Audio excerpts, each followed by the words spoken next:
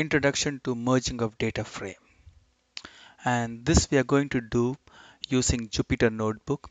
And as you can see, I have my Jupyter Notebook open and I have my first statement, import pandas as PD.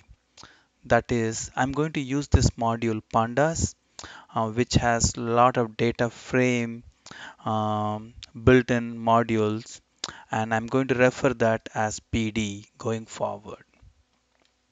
And to get started, I want to import some data and I want to load it into a data frame. So I am executing this command where I'm going to read a CSV file and which contains a date, and I parse the date and convert the string to a timestamp.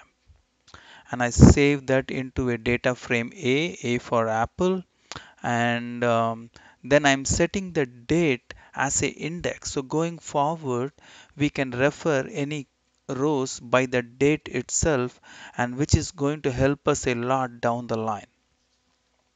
And I'm doing the head statement so that I can see the top 5 record, and fortunately we have only 3 records, so we are able to see all the data.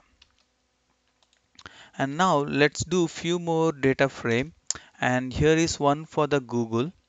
And here once again I'm parsing the data, reading the CSV file, setting the index, and this again has 3 dates, and the dates are April 1st, 2nd and 4th, and I intentionally skipped 3rd so that down the line when we are going to merge, we'll see how it's going to react.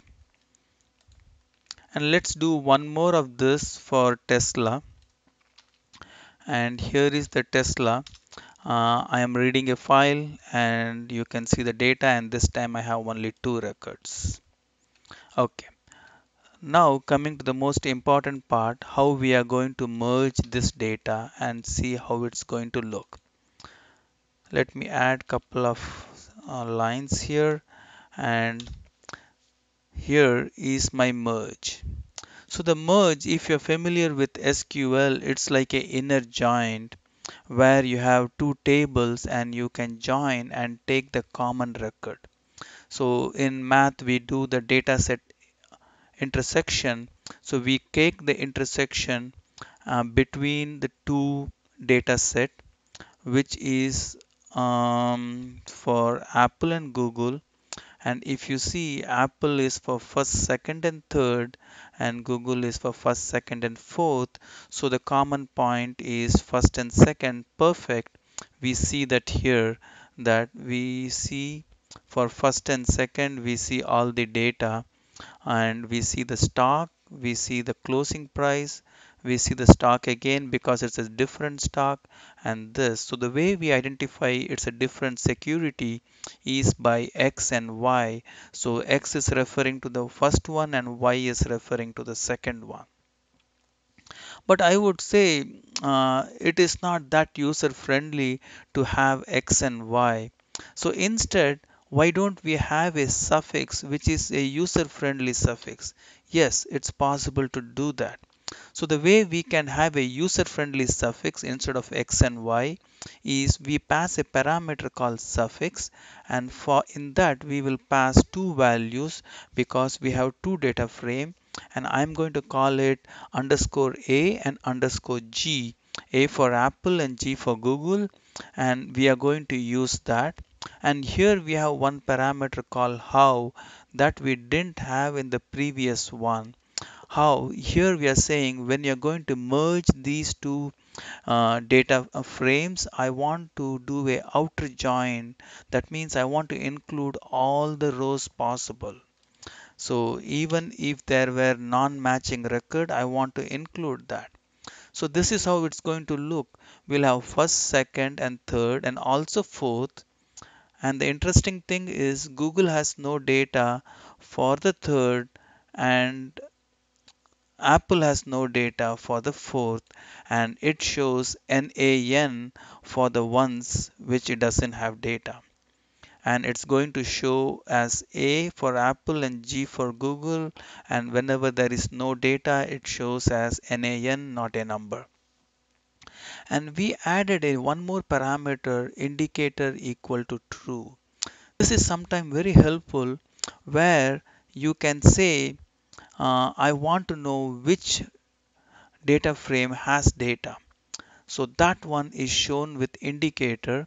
An indicator will say both if both the set has the data. If only the left one has it, it says left only, or if only the right has it, it will say right only. So that way we are able to identify the source, is it coming from left or right or both. This is also a very useful feature. And now coming to the next one, there are times we want to do a right join, like in SQL right join. Here we can say how equal to right, and when you say that, it is going to include all the rows from the right and the matching rows from the left. And the suffix I used 1 and 2 just because I wanted it to be different from the one before. And I have also done indicator true.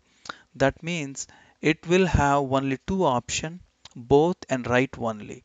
And left only will not be an option when you are doing how equal to right, because we have specified that this is a right join. I want all records from the right data frame.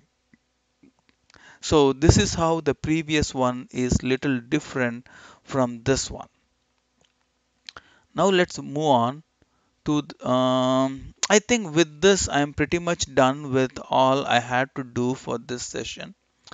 And that's it for today. And folks, if you have any recommendation, any thoughts, if I can do any other video in any other topic, let me know and I'll be happy to do it. And if you like this video, and I would request you to give me a thumbs up and also subscribe to my channel, and feel free to press the bell button, and we will update you with all our new messages and alerts. Thank you and have a nice day.